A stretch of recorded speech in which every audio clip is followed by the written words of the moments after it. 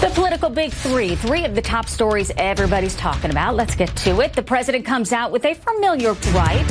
What's with guilty until proven innocent, the president says. He wants to know.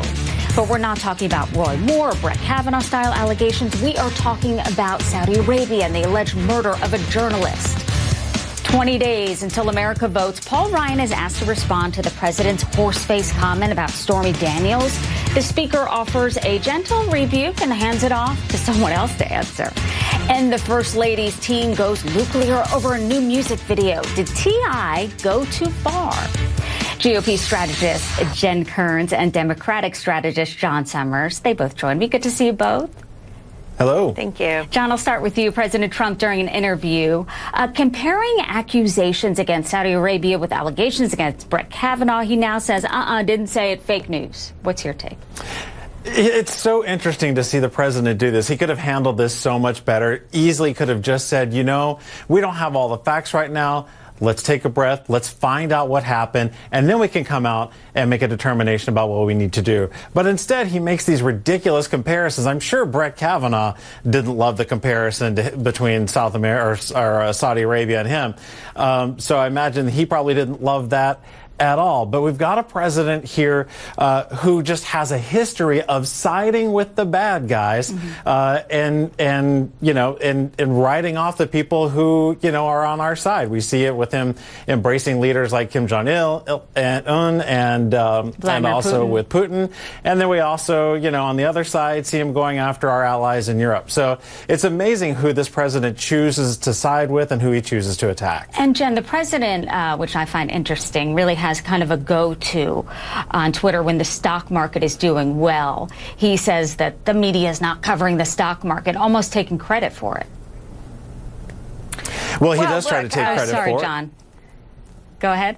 Jen? Well, I think he does deserve credit for the stock market. Look, if you look back to his inauguration, it's interesting. I've done a couple of columns on the absolute hatred from the mainstream media that was put against President Trump, including by some financial networks that said that the stock market was going to plummet within 72 hours of his inauguration. In fact, the exact opposite of that happened. It went to a record high, I believe, that Friday, and then a week after went to another record high, and it hasn't really slowed down since. So I think he does deserve a lot of credit for the stock market and for the economy, although I think the Fed is trying to tinker with that prior to the midterms here. But going to Saudi Arabia, I think this is a very complex situation. I've had a brother who has lived in the Middle East for 7 years. Previously in Doha. I myself have studied international relations at Harvard Graduate School. And look, to understand that region, you have to understand there are some other things at play here. And I think the White House is doing the best it can. In terms of speculating what he believes happened, shouldn't he hold back until he knows the facts? I do agree with that. I believe he should say, look, we need to wait till all the facts are in. And I believe he has said that. Look, Turkey is a very big ally of Iran in this case. They are also an ally of Yemen, who has been launching Iran-paid missiles into Saudi Arabia's backyard. This is like stepping into a disagreement between neighbors that we're not that familiar with. So I think the United States here, I agree with you, has to tread very carefully. We need to wait and see what happens here. We haven't heard the tapes. I think Turkey ought to release the tapes if they have them. That would give folks a lot more assurance that what actually appears to have taken place at that embassy that fateful night actually did take place. John, I think Jen, you raise a very good point that there is a balance that we've got to walk as it relates to dealing with Saudi Arabia, but that doesn't mean you have to go and make a comparison that they're being falsely accused, and I think that's where the problem lies. Yeah, and I think Jen agreed with that. I do want to move on to this poignant statement that kind of, I think, brings down the presidency. You cannot criticize, as he did and he admits to, the horseface comment, John. The president said it, but House Speaker Paul Ryan kind of shied away from this, understandably so. He touched on it, and then he kind of pushed it off. Very uncomfortable. Let's watch, and then we'll talk about it.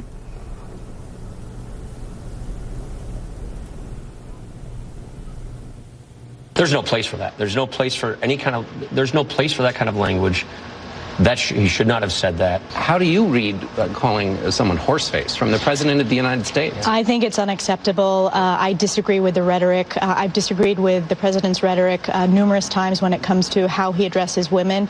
But as I'm going door to door in my district right now, voters are really paying attention to, both male and female voters, the record of results. And just the criticism. Quickly, I'll get both of your takes on this. John, you begin. Well, I think it's just another glaring example of how the president, views women.